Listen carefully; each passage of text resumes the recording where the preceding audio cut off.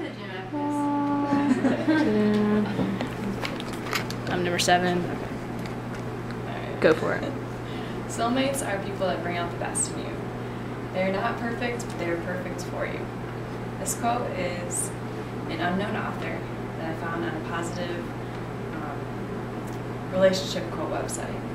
And this quote is probably, you're probably wondering why I chose this quote. But because you guys know that I have had many soulmates in the past, especially.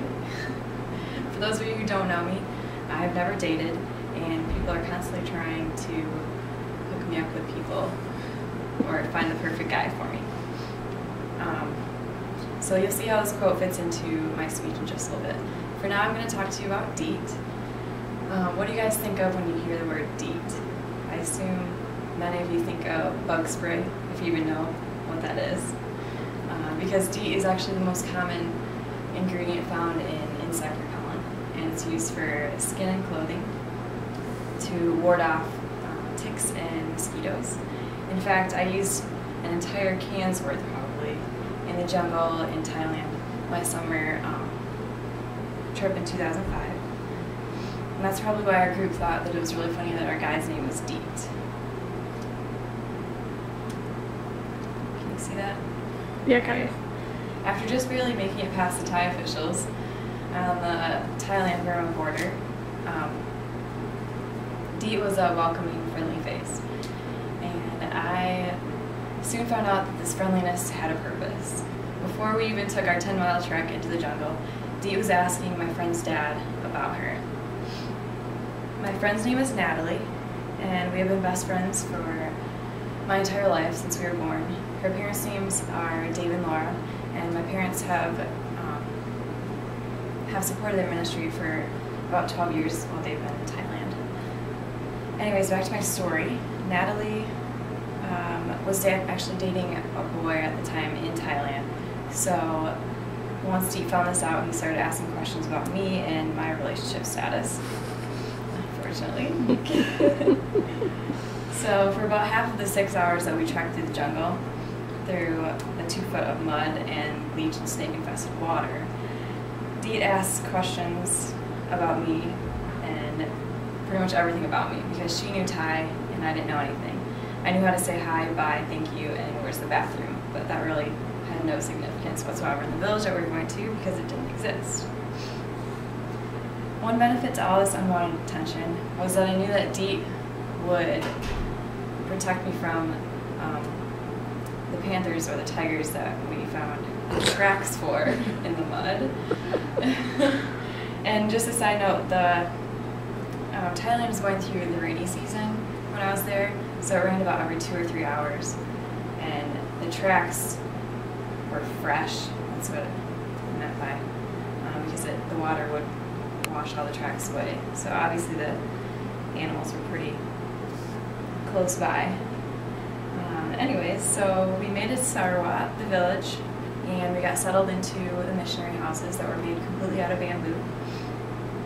And after a good night's sleep under our mosquito nets, we had a good breakfast. Actually, I don't think I slept a wink that night because the monkeys were about 10 feet away, making lots of racket. And the gunshots in the distance from Burma, that was probably because of the war that's still going on right now. But after breakfast, we got a tour of the town that we were in, and we got to see the little kids, where they went to school, and how they lived life on a daily basis. And one of the villagers let us into his house graciously, and we got to tour where they lived. And then he led us downstairs, or underneath his house, where they pound rice, like many of the other villagers. And as he was showing that, I gave him a t-shirt for his hospitality and just his relationship with the missionaries. And he showed us how to pound rice, which is, it's just like a plank of wood that they just use to get the husks off of the rice. And some of our group members got to take turns doing that. And this may surprise some of you, but guess who showed up at that moment? DEET. Yes. and I figured that this was probably not the last time I would see him. Later in the afternoon, me and Natalie both bought handmade purses from an older lady who did weaving, and decided we should probably braid them because the strings were coming out all over the top, and if you carried it around, it would probably get caught on anything that you brushed past. So while we were weaving, or braiding, you can guess who walked in the door at that same moment once again. So he talked with Dave for a little bit, and with horror I finally realized that Dee was actually wearing the t-shirt that I had given away to the man earlier in the afternoon. And What? yes. I was wondering how he had conned the man into giving that shirt to him once he realized that it was from me. So after he left, Dave shared his conversation with me. Now at the time I was 17 years old and was not ready for what was shared with me next. Dee was 21 years old, and with me being 17, I was the perfect age for marriage in his culture. So Dave told me with a chuckle that Dee commented on my great weaving skills when I was braiding. So, yeah, the harassment didn't really stop there either. Everyone was like, well, hey, at least he's got the future in mind, right? They thought it was hilarious. I didn't really. They all considered how my parents would feel if I didn't come back because I had gotten engaged and married off to a Burmese man that I met in the jungle just a few days earlier.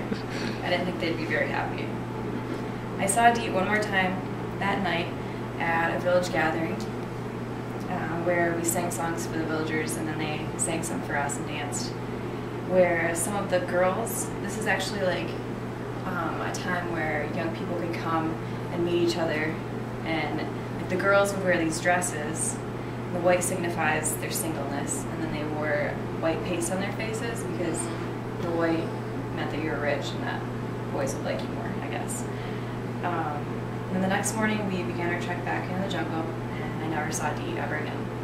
So the moral of my story is to always have a skill that your future soulmate will notice, and that will be useful. When all else fails, make one up. Weaving is always a good option. That's it. Ta-da! Everyone's still here.